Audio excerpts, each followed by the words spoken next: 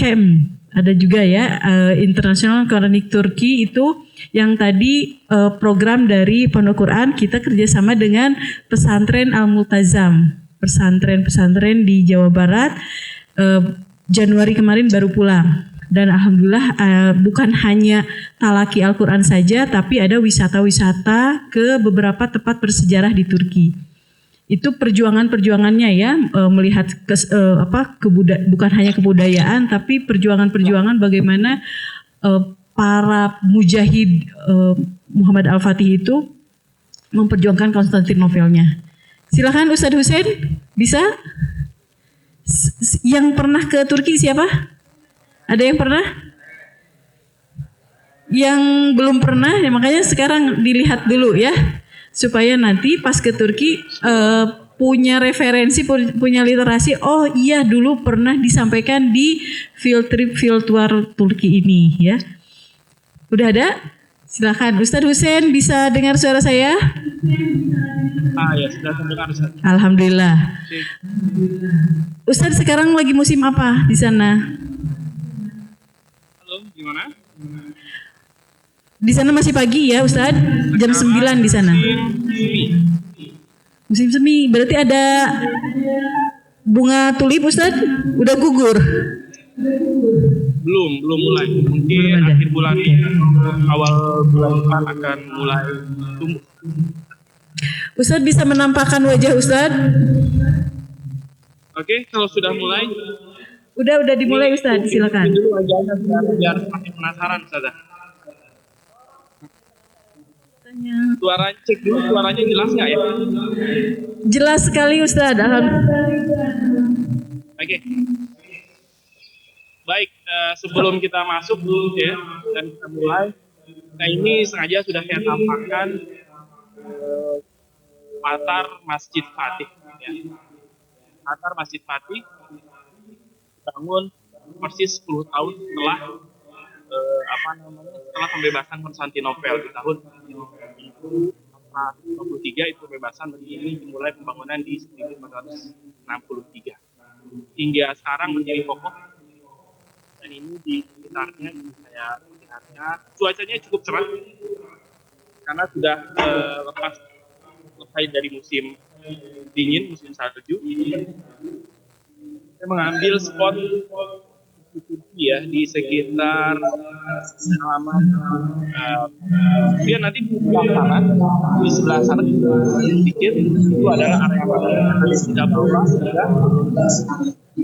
virtual untuk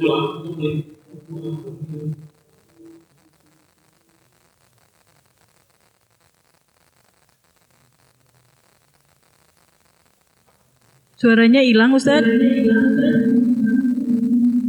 Ini sepertinya ada yang ada. Oke, terdengar? Ya, kedengeran ada.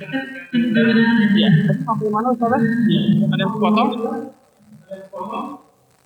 Ya, saya Ustadz ulang coba ya. nggak usah pakai headset. Nggak pakai headset. Saya sudah tidak pakai headset. Ya, lebih jernih. Ini ya, oke. Baik. Depan saya ini masjid besar bangun 10 tahun setelah pembebasan Konstantinopel di tahun 1993 ya oleh Muhammad Al-Fatih. Dan saya ini sekarang berada di sekitar atau di halaman Masjid Agung tersebut. Karena insya Allah ya selain materi kita juga akan sedikit banyak tahu gimana sih dalamnya ya dalamnya Masjid Fatih ini. Kemudian termasuk nanti ke sebelah kanan sedikit itu ada makam Sultan Agung pembebas Konstantinopel, yaitu makam atau kuburannya Muhammad Fatih gitu. Suaranya tetap jelas Ustazah Lana? Jelas Ustadz, jelas.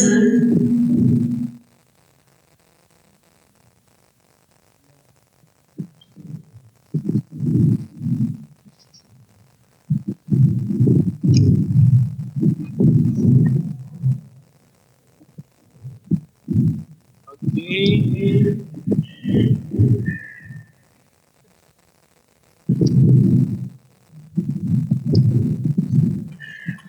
Ya.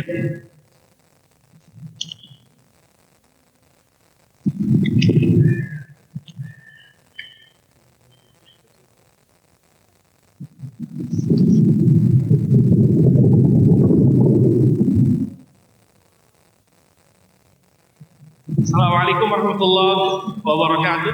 Waalaikumsalam warahmatullahi wabarakatuh. Suaranya gimana, Ustazah? Jelas Ustaz, Sudah sejelas wajah Ustaz. juga. Alhamdulillah. Ya. Insya Allah ya. Bisa kita mulai ya.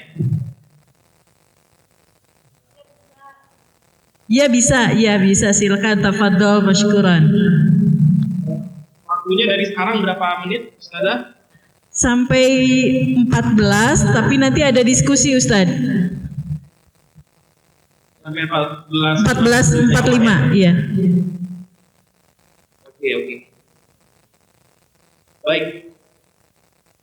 Bismillahirrahmanirrahim. Alhamdulillahirabbil alamin.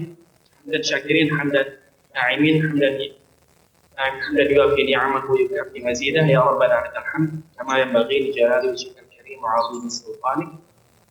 Alhamdulillahirabbil alamin.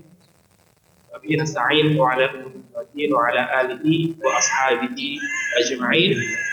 La nabiyya ba'dah, amma ba'd. Uhayyikum bi tahiyyatil Islam, tahiyyatul ahlil jannah, tahiyyatul muslimin di kulli biladil alam. Assalamualaikum warahmatullahi wabarakatuh. Alhamdulillah wa syukurillah wassalatu wassalamu ala rasulillah. Allahumma salli wa sallim ala sayyidina Muhammadin wa ala alihi wa ashabihi ajma'in. Amma ba'd. Yang saya cintai, saya hormati ya, Haji Hadi Safarjan serta para pimpinan manajemen di dalam Ustaz Helana, Ustaz Yusuf dan para asatidah semuanya, serta juga para ustadzah Pondok Quran, para santri dari Pondok Quran yang memang hadir juga, dan yang saya cintai, saya banggakan ya, para peserta virtual ya, agenda ini pesantren hilang ya. Yang tadi sempat saya lihat, masya Allah, wajah-wajah optimisme ikhwan dan akhwat ya, wajah-wajah penuh optimisan, keyakinan untuk meraih kesuksesan, ya, khusus untuk memenangkan Islam di masa akan datang. Kalau ada sebuah pertanyaan, kira-kira Islam tanpa ada kita, tanpa ada tangan-tangan orang-orang muslimin dalam memenangkannya, kira-kira menang atau tidak? Nah, ini tidak perlu dijawab, tapi bisa dalam hati masing-masing berpikir kira-kira menang atau tidak. Ya. Jawabannya secara tegas ya, para ulama mengatakan tetap pasti akan menang. Karena ada sebuah istilah yang sangat-sangat terkenal, al-Islam bika au bidunika anta sayantasir. Islam itu denganmu atau tanpa kamu, tanpa kalian, itu akan tetap menang. Tapi sekarang pertanyaannya, ketika Allah telah menjamin kemenangan Islam dengan atau tanpa kamu, di mana apa andil kita terhadap kemenangan Islam itu? Hanya itu pertanyaan pada akhir, gitu ya. Dalam rombongan kemenangan kita termasuk ada di rombongan pemenang itu atau tidak? Atau naudzubillah justru malah ada di rombongan orang-orang yang kalah atau musuh Allah. Naudzubillah di rombongan Dajjal misalnya di akhir zaman. Naudzubillah ini dan ya itu sebagai awal ya sudah berbau perjuangan. Kenapa? Karena yang saya bawa, yang saya akan bahas di sini beberapa hal yang memang penuh dengan perjuangan. Karena memang hakikat manusia itu adalah perjuangan. Di dunia ini adalah tempat bersusah payah, bukan untuk bersantai-santai dan menikmati kenikmatan atau kekayaan dunia. Tidak, justru jadi ujian. Baik. Kalau boleh saya angkat, temanya mungkin adalah, karena ini para pemuda semua nih, kalian ini ada di usia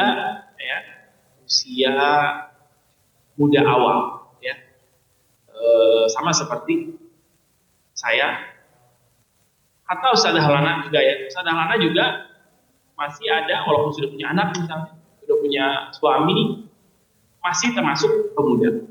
Dia ada range pemuda. Walaupun ada tingkatannya di awal, di tengah, udah di sisi akhir.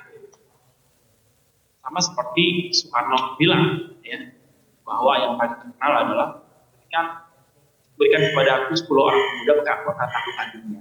Karena memang karakter pemuda itu adalah, khasan pemuda itu tadi penuh dengan ghirah, penuh dengan semangat dan optimisme. Nah, kalau boleh saya angkat, yaitu puasa dan etos kerja. Puasa dan etos kerja.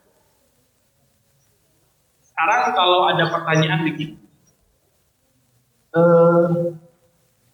betulkah puasa bisa menurunkan semangat kerja atau semangat belajar kalau kalian masih belajar? Akankah puasa menurunkan semangat belajar? Artinya menurunkan tenaga, sehingga belajarnya lemes.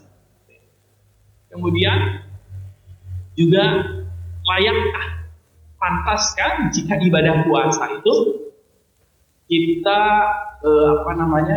kita jadikan kambing hitam, kita jadikan alasan untuk kemudian kita berlemas-lemas, apalagi tidur-tiduran. Ya, silakan dijawab masing-masing, nggak perlu dilontarkan.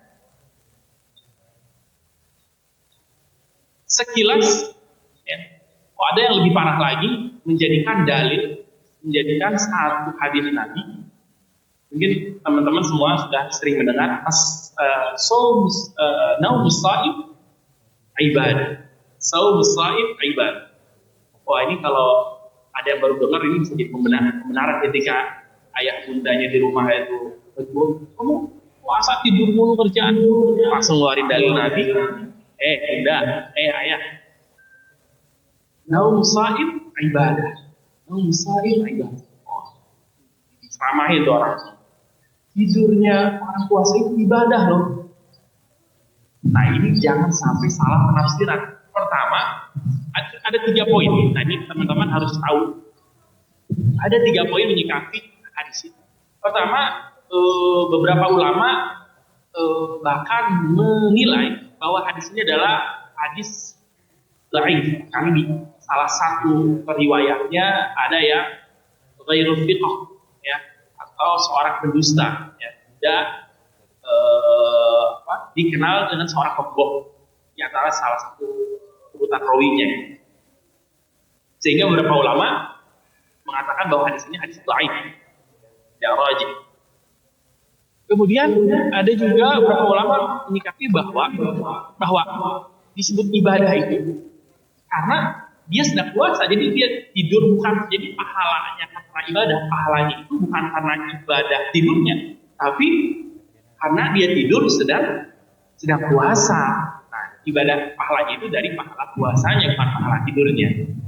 Kemudian yang ketiga, ya, pandangan dari ulama yang lainnya adalah bahwa orang yang tidur mendapatkan pahala itu adalah mereka yang tidur setelah berlelah-lelah ibadah. Dia tidur lama, tapi para yang dikenal atau yang dalam riwayat-riwayat bahwa tidurnya para sahabat dan Nabi Muhammad SAW saat berpuasa Ramadan itu sangat singkat.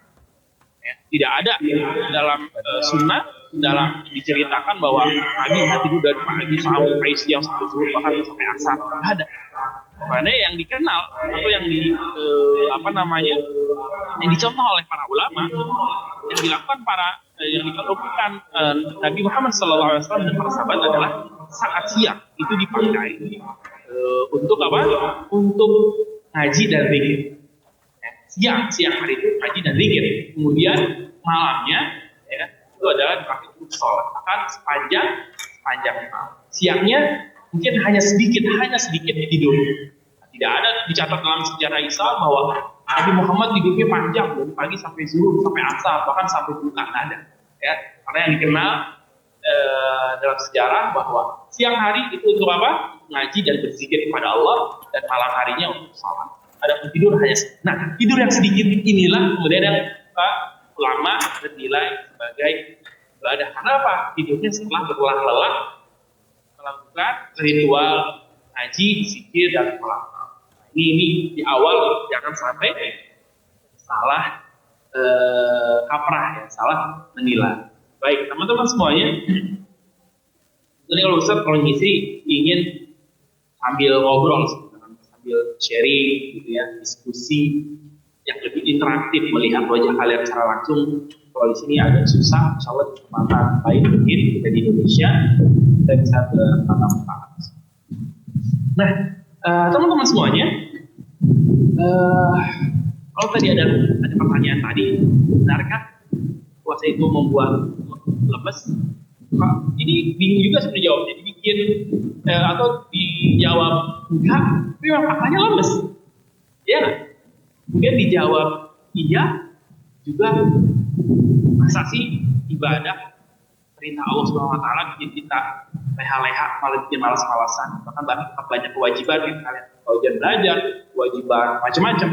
Ya. Nah ini jadi pertanyaan yang unik sebetulnya. Betul atau tidak? Nah, tidak perlu dijawab langsung, tapi akan bisa jawaban dalam sebuah penjabaran materi. Ya. Ustaz awali dengan sebuah kisah. Ya. Sebuah kisah di surat Al-Baqarah juz 2, mungkin ada yang hafal, di 2 halaman terakhir. Ini kisahnya seru ya. Kenapa? Karena menceritakan tentang Bani Israil. Ya. Ini dikisahkan di zaman setelah kematian Nabi Musa. Setelah Nabi Musa wafat, ini Bani Israil ini terkenal orang-orang yang pintar, tapi terkenal juga pembangkang. Ini lagi-lagi kisah pembangkangan mereka. Saat itu ayatnya ya, itu dari mulai ayat 246 kalau tidak salah. Alam tara ila Bani Israil ba'd Musa ya. Itu qalu inna nabiyyan ba'ath lana malikan nuqatil fi sabilillah, kata Bani Israil, kata para petinggi Bani Israil.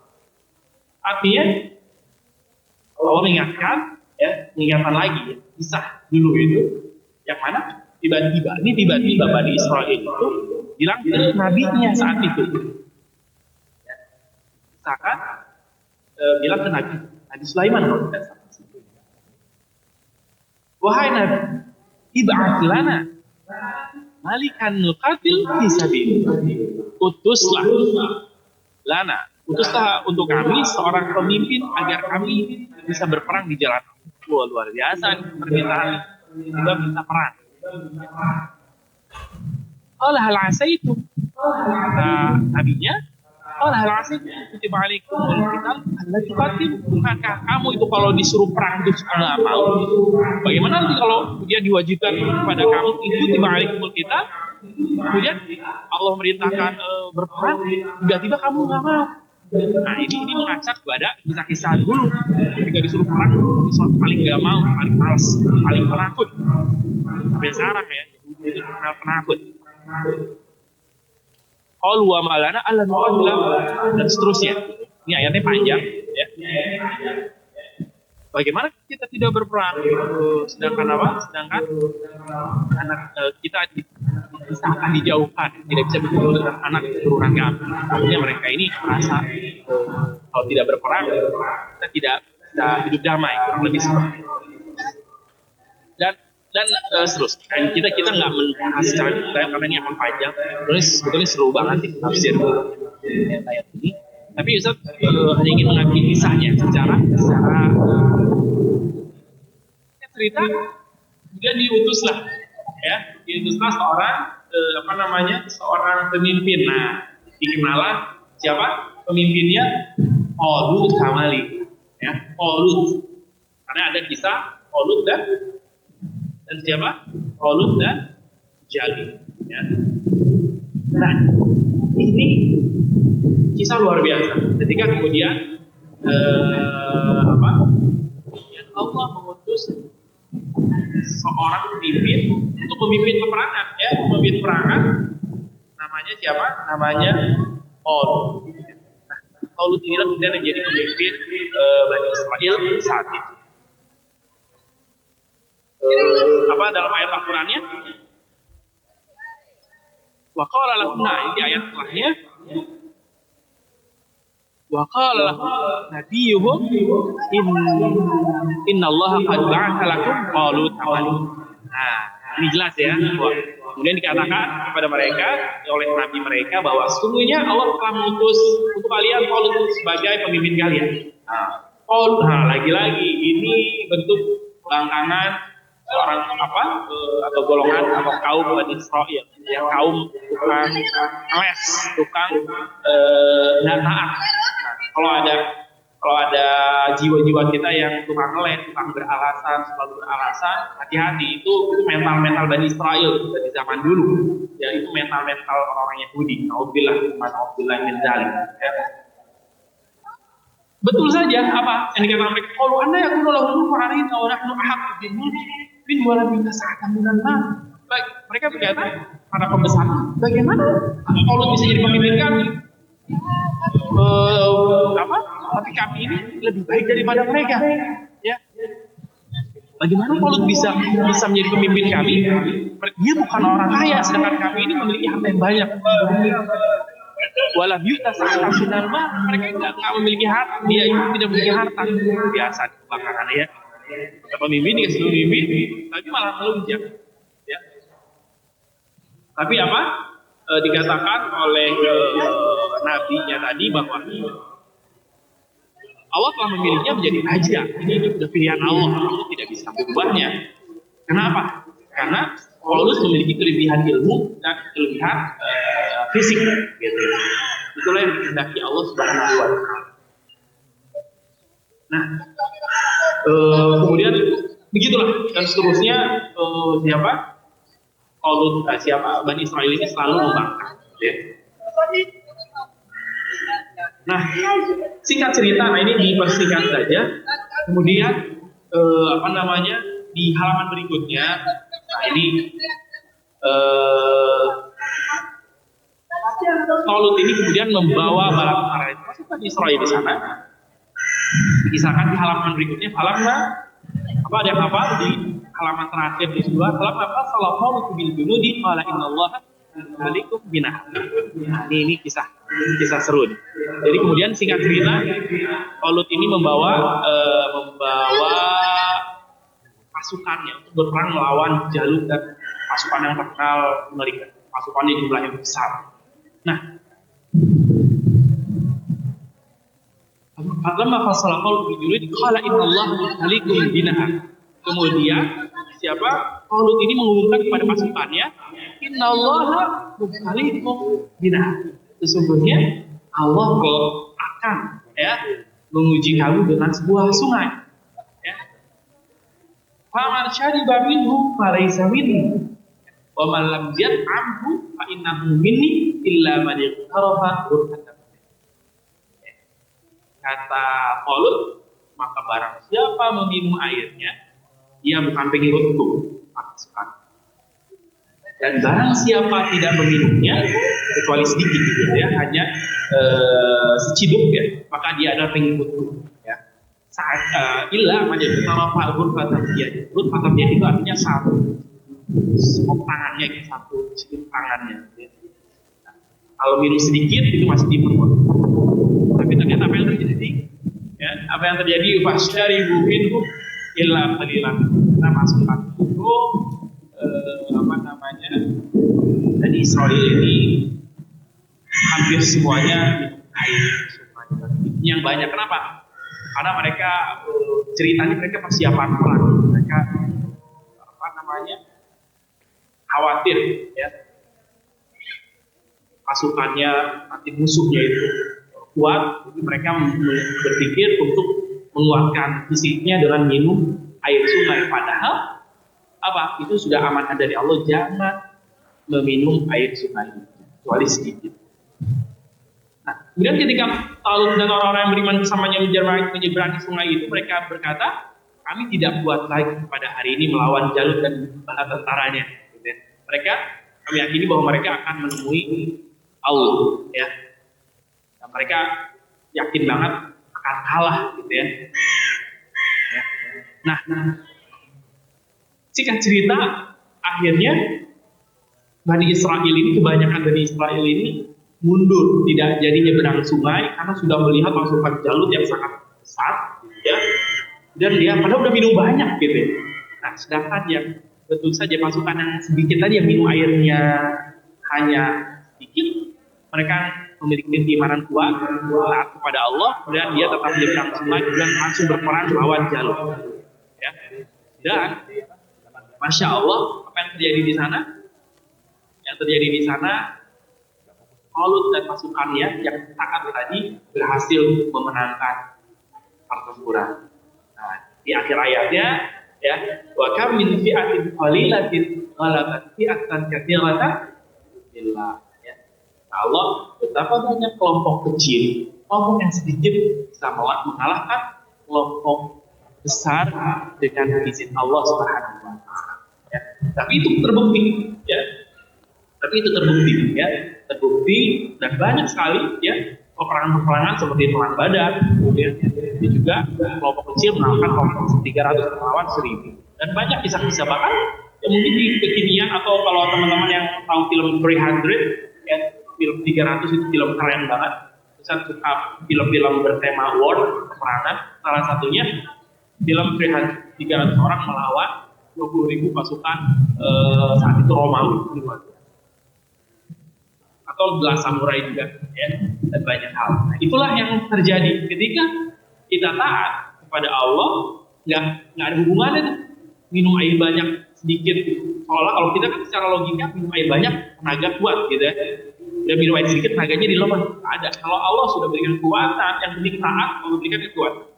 Yang penting taat kepada Tuhan kita, maka Allah akan memberikan kekuatan batiniah. Itulah yang terjadi. Dan memang ketika mereka melangkah, ya, ke medan pertempuran, nah ini ada poin lagi. Walamma barazu rijalu tawajjudun qalu rabbana afrigh 'alaina sabra wa tsabbit aqdamana wa ansurna 'alal qawmil kafirin. Ini doanya harus kalian selalu panjatkan, ini doa luar biasa. Ya. Jadi begitulah kita seorang muslim. Jangan menjadikan fisik kita, jangan menjadikan otak kita sebagai senjata utama dalam mengejar target, dalam mengejar cita-cita, dalam mengejar kemenangan. Itu salah. Karena fisik, otak, itu semua kita sangat lemah. Ya. Otak kita nggak ada apa-apanya. Ya. Kita nggak memiliki hal yang istimewa. Semuanya datang dari Allah Subhanahu. Karena yang dilakukan Talut dan pasukannya itu apa? Berdoa kepada Allah. Setelah berusaha untuk perang, sebelum itu berdoa dulu kepada Allah, Rabbana afrigh 'alaina sabra. Allah, berikanlah kami kelapangan dalam hidup sabar. Afrigh 'alaina sabra, katakanlah kebenaran, maka bid'ah dan kuatkanlah langkah-langkah kami di dalam di jalan Allah Subhanahu wa taala. Wansurna 'alal qawmil kafirin, dan berikanlah kemenangan kepada kami terhadap orang-orang ini. Luar biasa. Makanya Ibnu Taimiyah mengatakan al-ibtila'u fil hayah laisa ikhtibaru li quwwatika adzatiyah.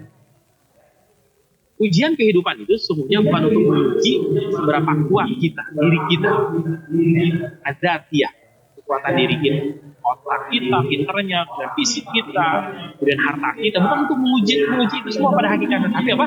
Al-ikhtibar liquwati isti'adatika ya, ujian untuk melihat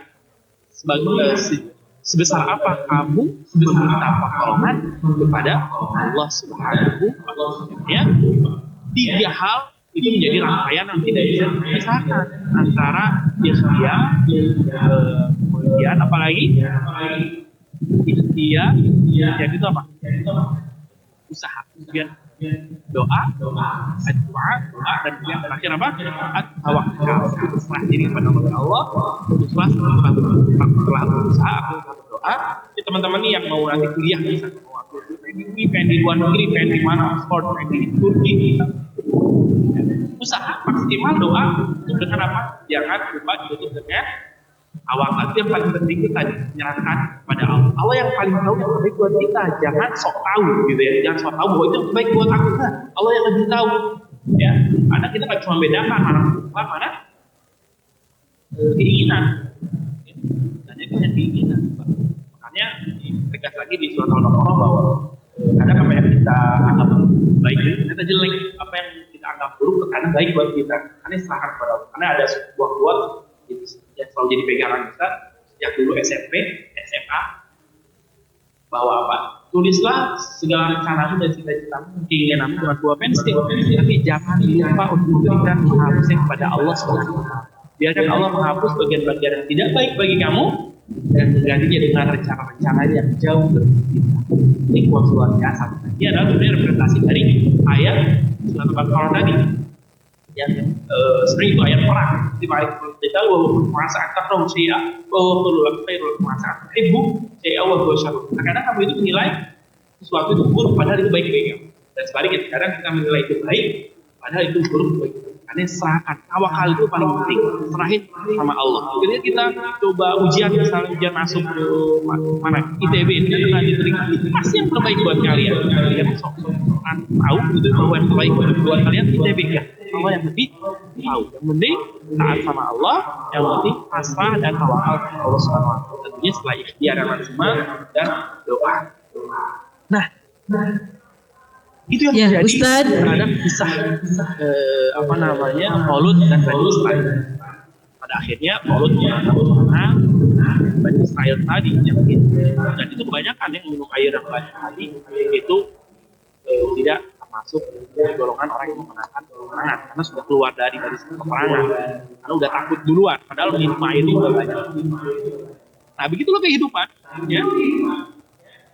Selalu dihadapkan ketika jadi ini diibaratkan sungai itu adalah ujian. Makanya innallaha muhlikum binahar. Allah itu menguji Bani Israil dengan sungai. Ketika Allah kemudian memberikan keputusan, jangan minum air itu. Kalau sedikit boleh. Ternyata mereka nggak taat. Begitu pun kita dalam mengejar kehidupan cita-cita selalu dihadapkan dengan ujian. Apalagi di dunia kita ingin mengejar target, kita ingin cita-cita ini itu. Dan dunia ini banyak sekali unsur kebahagiaan yang fana. Ini bagaikan air sungai tadi. Wah, segar mereka habis menempuh perjalanan panjang. Ada air sungai, ya Allah pengen banget gitu. Tapi ternyata dilarang oleh Allah. Nah ini ujian. Sama seperti kita di dunia, banyak hal yang enak banget. Pacaran, itu punya zina. Itu kan semua kenikmatan dunia. Terus kemudian apa? Mabok dan lain sebagainya. Ya. Itu semua kenikmatannya. Allah sudah tetapkan enggak boleh sabar, di depan ada kemenangan, di depan kalian itu di sekitar semua itu ada kebahagiaan abadi loh. Kalau tadi kenikmatannya enggak abadi, tapi ternyata kita nggak sabar seperti Bani Israil. Ya, nggak sabar. Nah, adapun makanya ini juga menggambarkan kehidupan. Bani Israil tadi yang diperbolehkan itu ngambil minumnya hanya sedikit, tidak berarti Allah juga melarang semuanya enggak. Mereka berhak juga mengambil air untuk sebatas menjelang dahaga sebagai sedikit kekuatan dan berperang. Sama seperti di dunia. Dunia ini bagaikan air sungai yang sangat deras, yang sangat menggiurkan bagi kita semua. Tapi ambillah sedikit, gitu ya. Ambillah sedikit di dunia itu nanti sudah cukup bagi kita luar biasa. Tapi tetap saja kalau dibandingkan dengan surga itu sangat-sangat sedikit banget gitu ya, nggak ada apa-apanya kalau dibanding surga. Kan kata Allah, ambillah sedikit, ya. Makanya bahasanya dalam Al-Quran tadi apa? Illa ghurfatan jari. Cukup satu apa sih namanya ya, satu skop tangan lah ya, satu raung gitu ya, tangan, minum sudah. Ya, yang penting menghilangkan dahaga, yang penting menghilangkan penasaran di dunia. Kita juga boleh, kita punya mobil, boleh punya rumah mewah, tapi jangan sampai kemudian bermewah-mewah lagi sampai lupa pada Allah Subhanahu. Nah, kita kembali Ustadz Husain bisa dengar? sampai di sini paham Ustadz ya? Husain, maaf. Maaf Ustadz, bisa dengar saya? Mau cek dulu Ustazah Lana atau admin sampai di sini suaranya jelas ya? Suara Ustadz jelas, sedikit ada angin. Boleh nggak Ustadz? Sampai di sini. Ustadz bisa sambil. Ya Ustadz, halo. Teman-teman semuanya, ingin memastikan sebelum Buka jauh, ini. khawatir tidak maksimal. Ustadz, bisa dengar suara saya? Kita lanjutkan ya. Nah, apa kaitannya? Di mute itu kayaknya. Udah dibuka. Ustadz bisa dengar suara saya? Iya bisa. Ustadz boleh minta Ustadz sambil jalan karena suara anginnya terdengar. Misalnya Ustadz jalan ke makam Al-Fatih misalnya atau ke dalam masjid, bisa nggak Ustadz?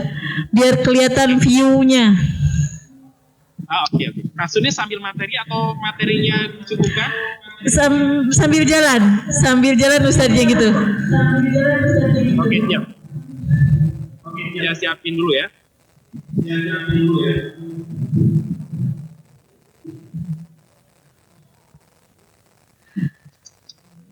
Biar Ustadz bisa sambil jalan, bisa sambil ngasih materi juga. Oke.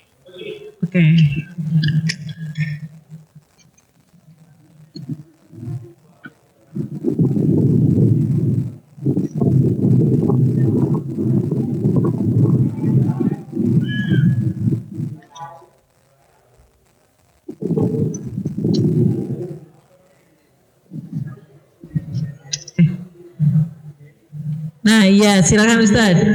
Ustadz sedang berada di mana? Berapa Celcius nih sekarang Ustadz? Sekarang ini sekitar 10 derajat ya. Sudah mulai nggak terlalu dingin. 10 derajat. Nggak dingin 10 itu.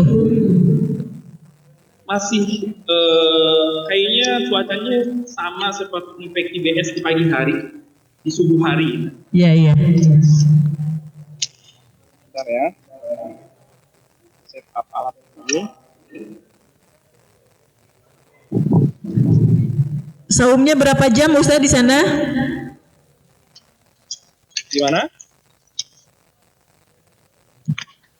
Kita berapa jam saumnya? Saumnya berapa jam Ustadz di sana? Kita tadi siangnya lebih lama. Kita 17 jam saumnya. Jadi buka nanti sekitar jam 8. Kemudian kita sahur itu sekitar jam 4 ya. Sekarang kita sambil jalan ya.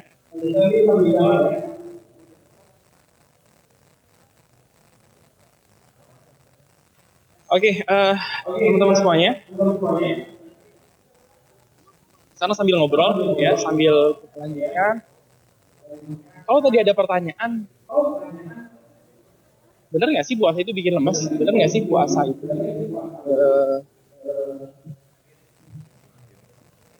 membuat kerja atau belajar kita nggak maksimal? Ya. Lagi-lagi Ustadz mau jawab dengan hal yang lain. Teman-teman, kalau kita lihat sejarah Islam, kita akan menemukan banyak sekali kejadian luar biasa tentang kemenangan besar di bulan Ramadan. Ya. Yang paling terkenal tentunya pertama kejadian besar itu diturunkannya waktu wahyu pertama ya kepada Nabi Muhammad SAW itu persis di 17 Ramadan ya. Wahyu pertama. Kemudian apa lagi? Perang Badar juga kemenangannya, puncak kemenangan terjadi di 17 Ramadan. Peperangannya dilakukan saat para atau kaum muslimin ini sedang apa? Sedang berpuasa. Ya, 17 Ramadan di tahun kedua Hijriyah. Terus apa lagi? Yang teman-teman tahu perang Buaib ya, 13 Hijriyah. Dan apa lagi? Fathu Makkah ya 9 Hijriyah. Ya. Itu juga di bulan Ramadan. Ya. Kemudian apa lagi? Ada yang tahu? Yang Ustaz catat juga selain itu ada juga perang Tabuk ya. Perang Tabuk juga di bulan Ramadan 9 Hijriah. Tadi Fathu Makkah di 8 Hijriah. Dan masih banyak lagi. Dan jangan lupa juga kemerdekaan Republik Indonesia ya terjadi saat orang Muslim di Indonesia sedang di bulan Ramadan ya. Jadi di 1364 Hijriah ya di tanggal 8 Ramadan atau 1945. Oke, ya. Nah, kita sekarang masuk ke area. Kita pakai depan dulu ya.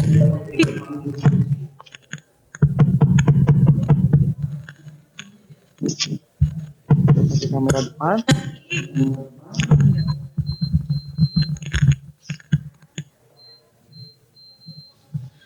Assalamualaikum Ustadz. Ustadz silahkan nanti memberikan pertanyaan atau soal kepada siswa-siswi PGI ini untuk nanti door prize. Boleh.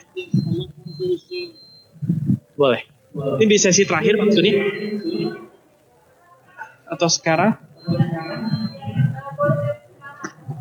Boleh dari sekarang Ustadz. Nah ini makamnya Ustadz. Ya. Kita lihat dari semoga buka dari depan. Nah ini area pemakaman di Turki seperti ini area pemakaman di Turki. Oh tapi ditutup ya. Nah ini khusus ya makam ini khusus ruangan ini makam Muhammad Al-Fatih. Oke sekarang kita masuk.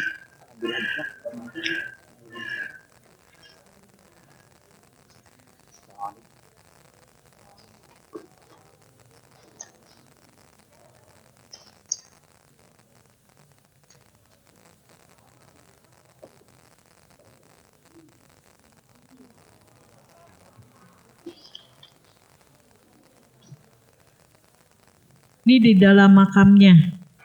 Sebesar itu makam Al-Fatih. Ya. Ini adalah makam sang penakluk.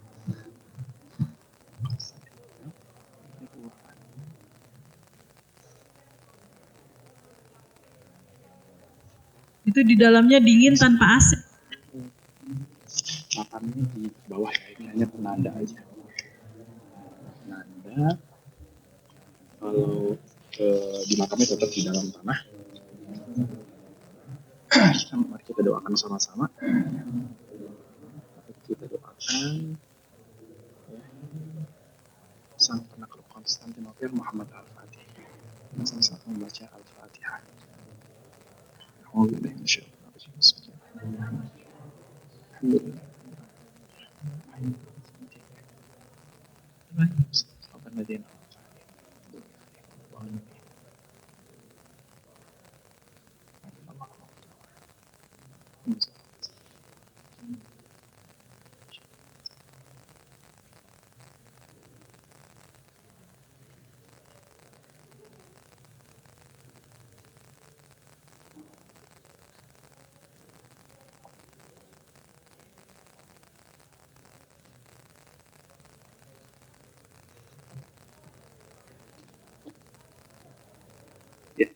Ustazah,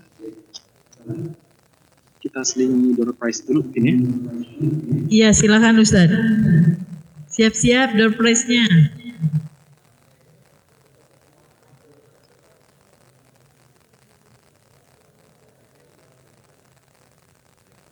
Ya, pertanyaannya walaupun tadi belum dikasih tahu ya, tapi mungkin ada yang tahu. Pada tanggal, bulan dan tahun berapakah Konstantinopel jatuh ke tangan kaum muslim? Ayo, ada yang bisa jawab? Tadi tulisannya besar.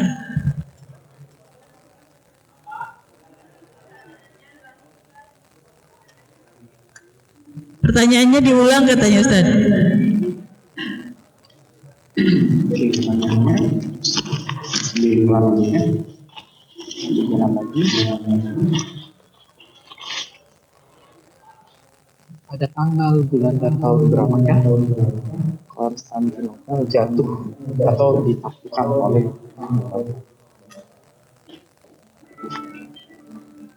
Kapan Konstantinopel jatuh atau ditaklukkan? Siapa namanya? Browsing.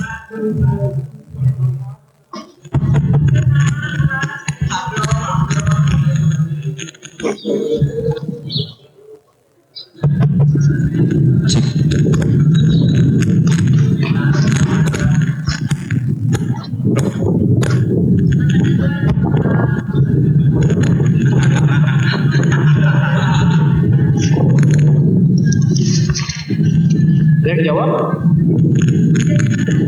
Tanggal 29. Oh ya. Assalamualaikum warahmatullahi wabarakatuh. Salam. Tanggal 29 Mei tahun 1000. Dari sekolah mana?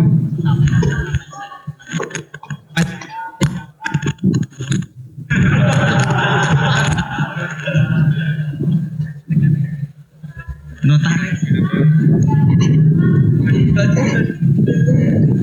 Tes.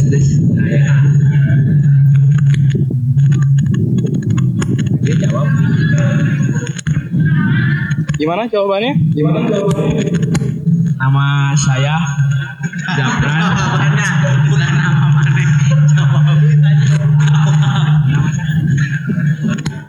Jawabannya. Ini yang menaklukkan Sultan Al-Fatih pada tanggal 29 Mei tahun 1453. Iya, luar biasa Masehi. jawabannya. Betul, 100. Masya Allah, luar biasa.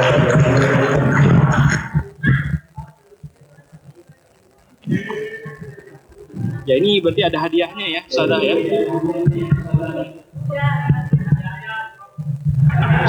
Ketemu di Nabawi ya, di Masjidil Haram. Ya terima kasih Ustaz. Insya Allah tadi sih.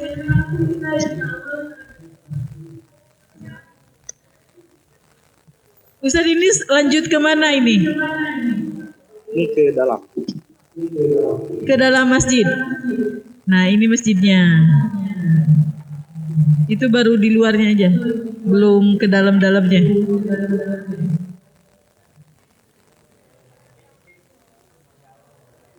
Lampung hingga Masjid di Turki itu hampir sama luarnya.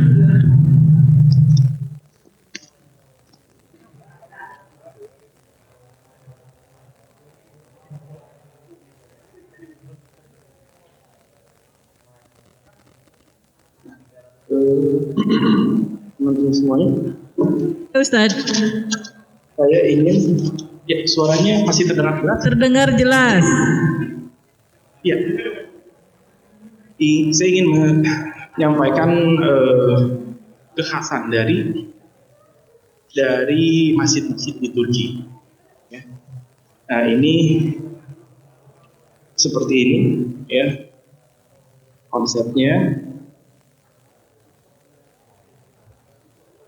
Selalu ya kubahnya besar dengan tiang menara di luar itu. Nah itu imamnya di sana. Nah kemudian di sana ada seperti mimbar ya, mimbar. Itu bukan mimbar untuk sholat Jumat, tapi itu mimbar untuk kajian. Yang menempel di tiang itu mimbar untuk kajian. Nah, untuk khatib ada di mana? Khatib di sini. Kita lihat yang ada tangga nanti khatibnya naik ke atas. Ya. Nah, kekhasan Turki lagi adalah ini namanya tempat gilal, ya. Azan, kemudian membentuk zikir di sini. Ya. Di atas, soalnya posisi nanti ada yang di bawah. Zikir, kemudian setiap habis sholat selalu ada tasbih. Lalu seluruh masjid Turki setelah habis sholat selalu ada tasbih. Lagi sepi ya Ustadz?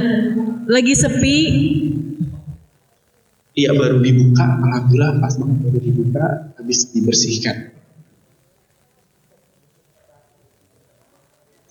Ini kalau sore ini lagi buat tahu di sini, ya ini sangat ramai.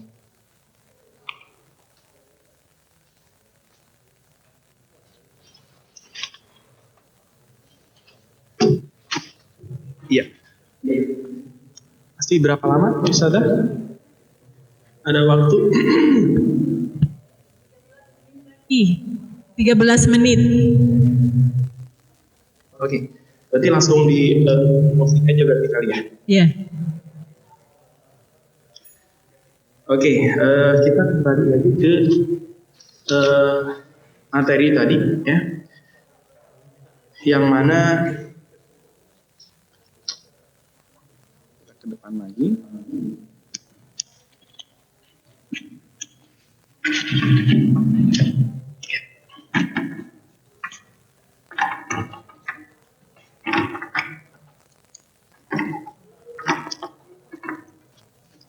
Baik.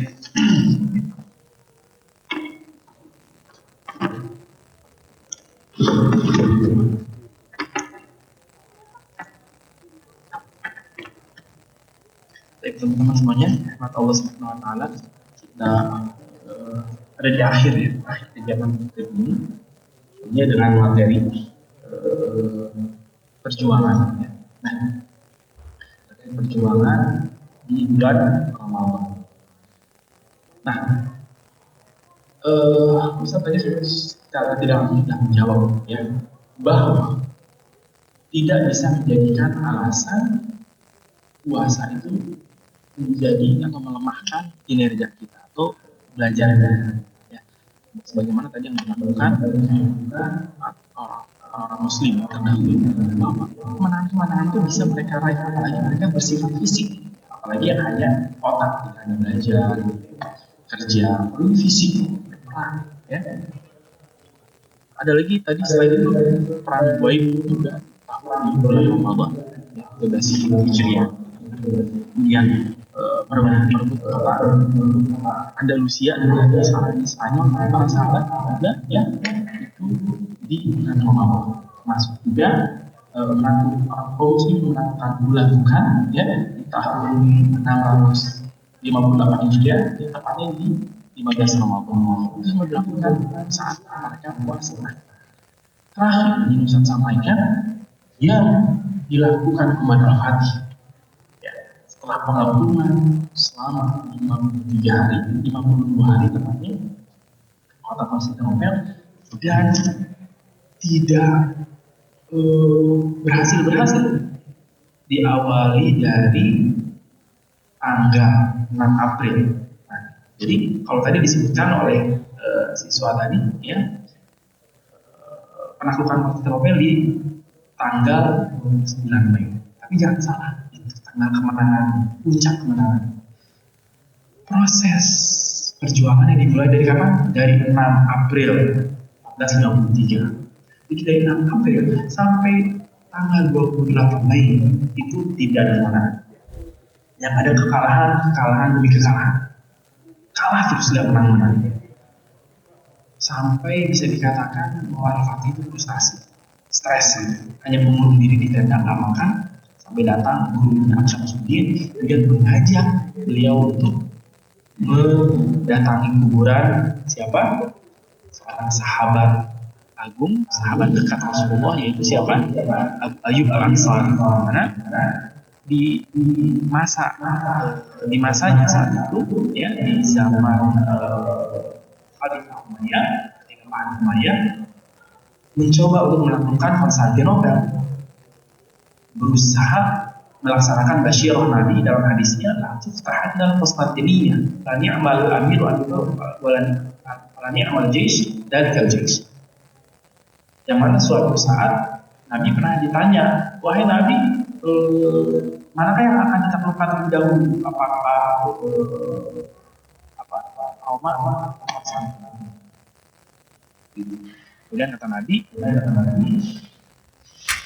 kotanya Heraklius itu Konstantinopel akan ditaklukkan.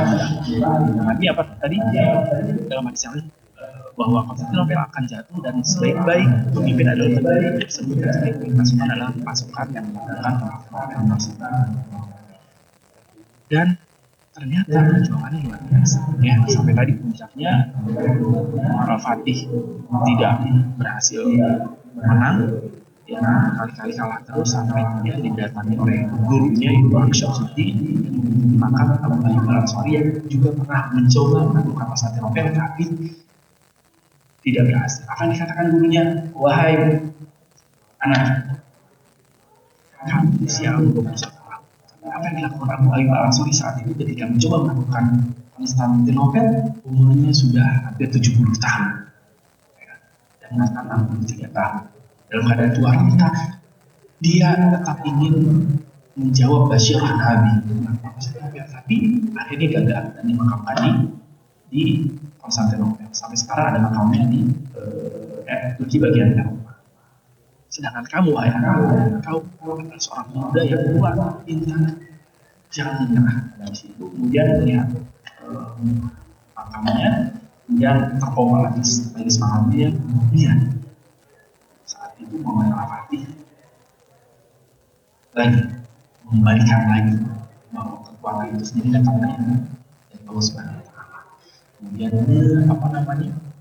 mengesampingkan usaha tetap dilakukan, tapi lagi kekuatan itu sendiri datang dari Allah. Kemudian mengumumkan kepada seluruh pasukannya bahwa kalian semua wajib puasa di satu hari terakhir, pertempuran terakhir. Di tanggal 28 Mei, semua pasukan diwajibkan puasa, walaupun bukan Ramadan, tapi diwajibkan puasa. Dan malam harinya kemudian sholat qiyamul lail berjamaah. Diakhiri dengan sholat subuh berjamaah, kemudian dia berpidato, kemudian di subuh hari pukul 05.30 waktu Turki saat itu, Istanbul saat itu, dia melakukan serangan itu setelah memindahkan kapal. Di semalaman juga ya. Di siangnya puasa, malamnya apa yang dilakukan? Memindahkan 70 kapal-kapal besar yang memuat ribuan orang. Dipindahkan bukan dari laut ke laut, gitu, bukan dari bagian laut ke bagian lain, tapi memindahkan dari daratan, ya, dari lautan, kemudian dinaikin ke bukit Galata, dinaikin ke bukit, diturunin lagi ke laut untuk bisa menembus titik terlemah dari kerajaan Konstantinopel juga bertahan hampir 1000 tahun dalam keadaan perlukan. Sehingga di seluruh hari orang-orang Konstantinopel langsung pada bingung, kaget, wah hancur lagi. Ketika melihat ribuan manusia saat ini dikatakan yang sejarah 130.000 pasukan dikerahkan bisa menjadi 70 kapal besar sudah ada di hadapan kerajaan Konstantinopel di titik terlemah. Itulah perkembangan bisa dan pada pukul 05.30 pagi hari Konstantinopel akhirnya berhasil ditaklukkan, ya. Dan luar biasa, ya.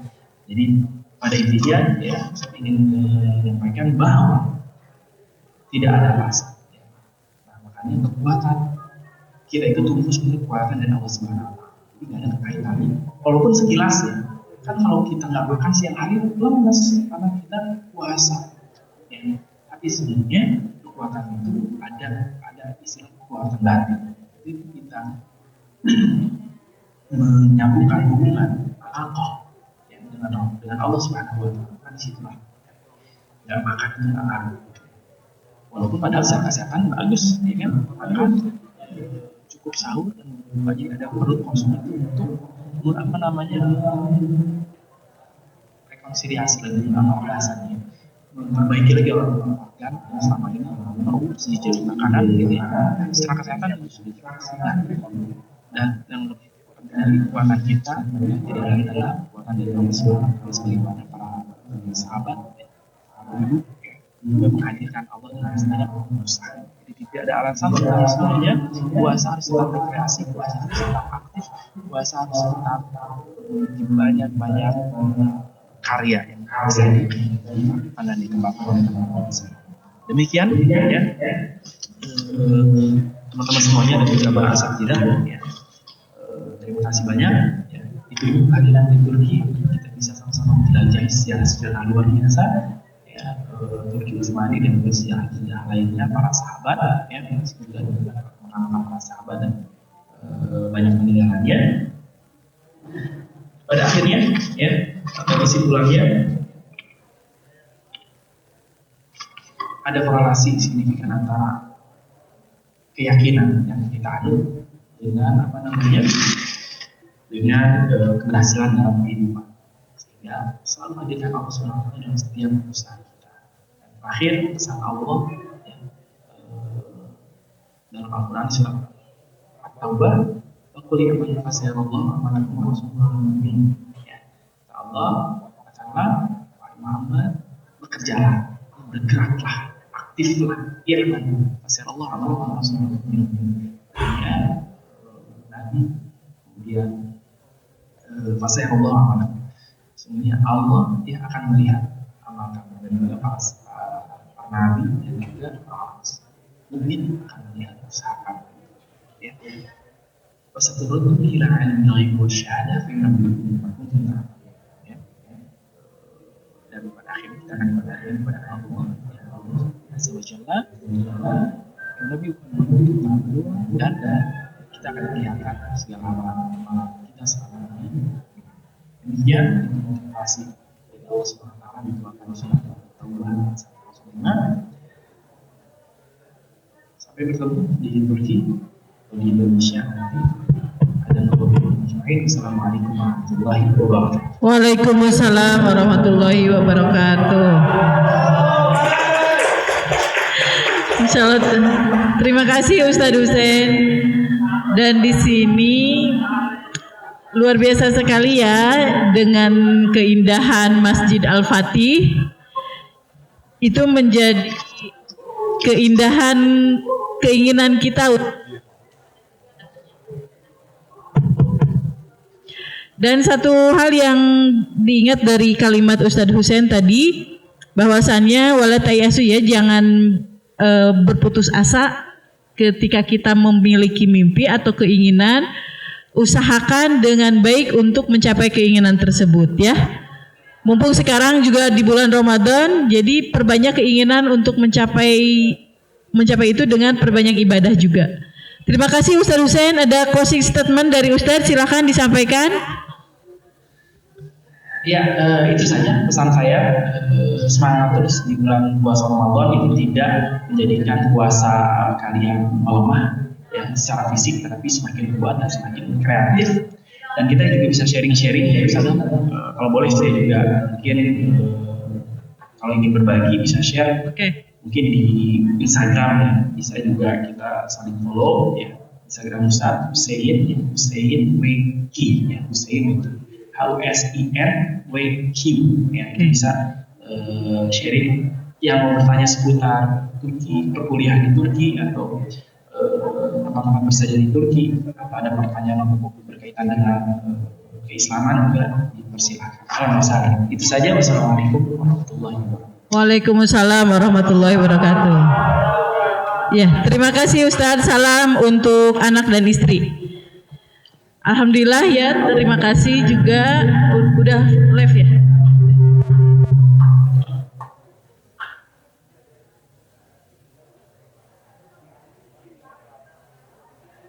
Nah, adik-adik yang memiliki, ada yang punya keluarga di sana? Tidak? Oke. Jadi di sana itu bukan hanya wisata saja ya, tapi bisa jadi spiritual camp seperti ini dilaksanakan di sana. Jadi perjalanan dari tempat penginapan ke masjid, dari masjid ke wisata atau ke tempat halakoh Quran itu langsung bersama Syekh Syam di sana. Syam itu Syami ya, yang bisa dari Mesir atau dari Syria atau Yordan.